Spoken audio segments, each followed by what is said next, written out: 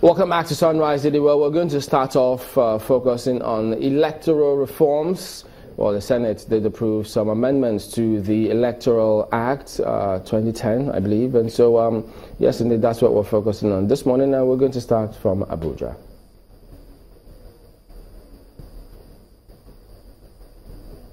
Thank you, Chamberlain.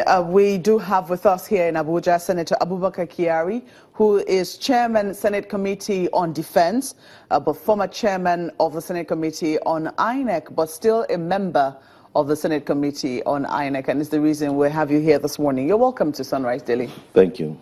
Well, the Senate has, done some amendments, some extensive amendments, which effectually allows INEC to do electronic voting. Why did you think it was particularly important?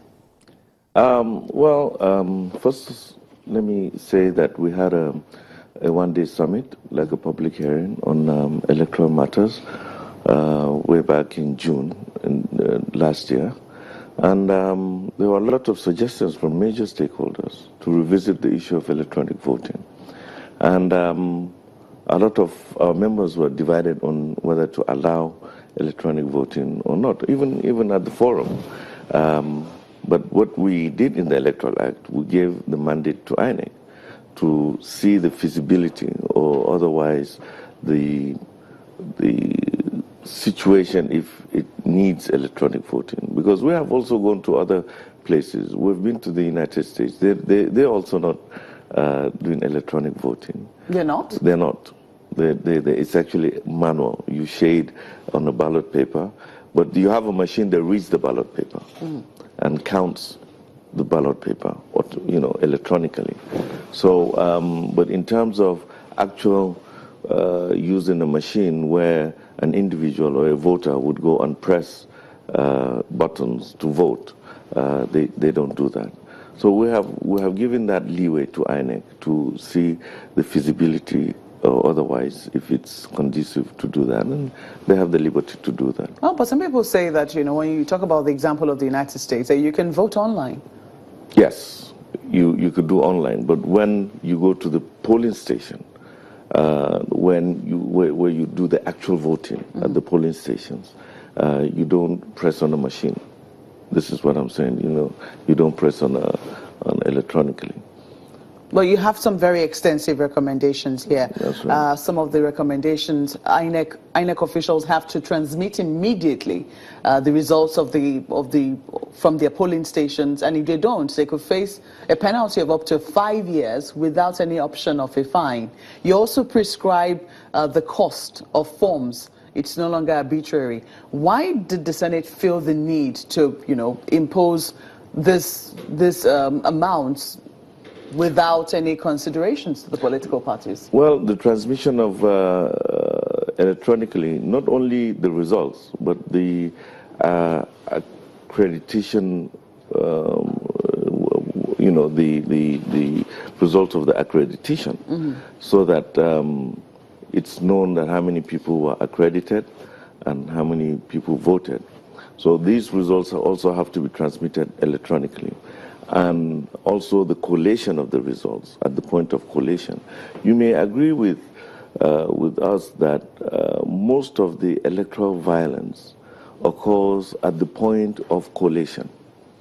In most cases, you find people voting peacefully, and it is after the voting when either any of the parties, feel aggrieved in terms of maybe they foresee that they're losing or something, then there's rise in a lot of escalation of violence at the point of collation.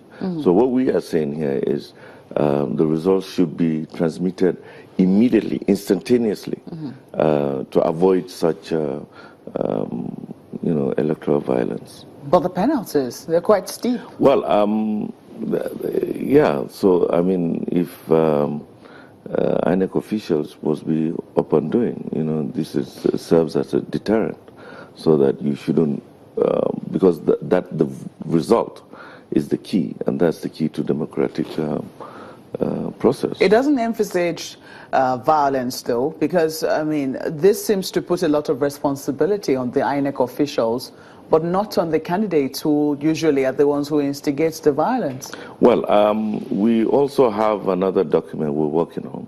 That is the establishment of the Electoral Offences Commission. That will spell out the other aspect of electoral violence.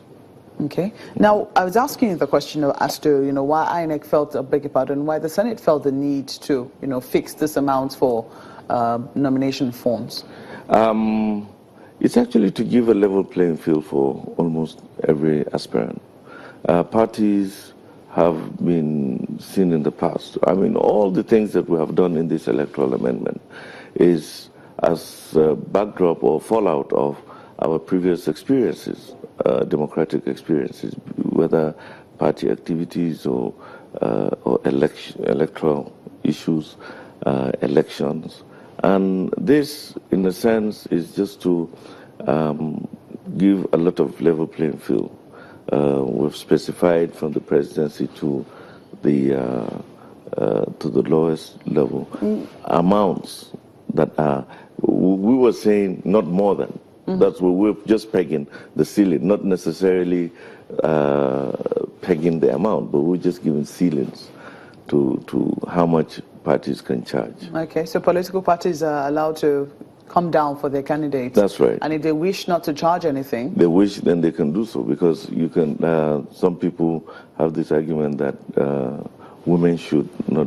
Some parties have policies like that women should not pay any amount of money for their forms, to encourage them. Yeah. But there've been contention. One of the key aspects of any electoral dispute when it eventually gets to court is whether or not the onus should be on INEC to show that they conducted elections, or should be on the candidates. That wasn't touched in this amendment, was it? Yes, we still maintain that area according to the present, the existing 2010 Electoral Act as amended. Is there a reason for that?